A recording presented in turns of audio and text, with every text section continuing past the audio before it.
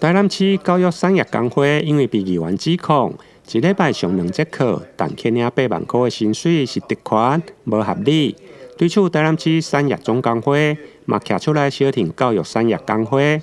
14号上午特别前往台南市议会发表澄清，认为工会依照工会法依法会用来请会务假，而且会务假代课老师，工会嘛有编列经费，反驳薪水小偷的讲法。拿教师法成立的教师会跟工会法成立的教育产业工会两者混为一谈，一直认为说我们没有合法的会务假。我要跟所有的媒体、跟所有的社会大众澄清，我们现在请的工会法的会务假是用工会法来成立、来请的会务假，然后再来，很多人都说我们在领市政府的预算，用预算来编我们的代课费。我要跟大家报告，我们是老师，也是广义的劳工。所以我们领的薪水本来就是市预算要编列的，不是吗？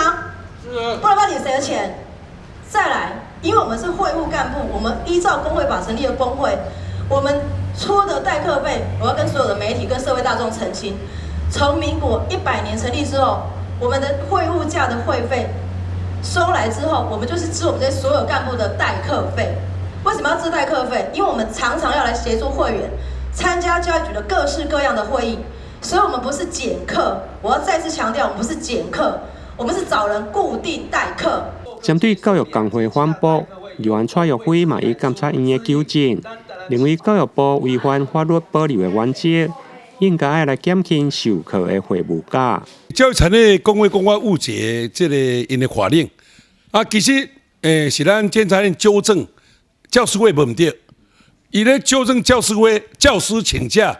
还没立法院修法以前，应该要根据教师法来请假。因教师兼工会干部，因是产业工会，不是企业工会。产业工会依工会法实行细则26条规定，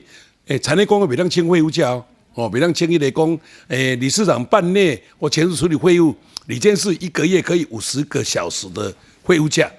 所以公告目前其实监察院的纠正函里面有讲。他要固定每个月、每个星期减课多少，没有跟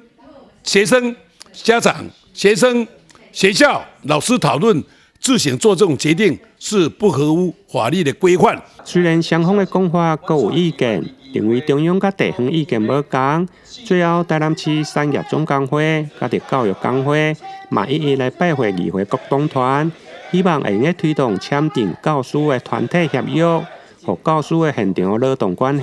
会用有正向的发展。台南新闻林根采访报道。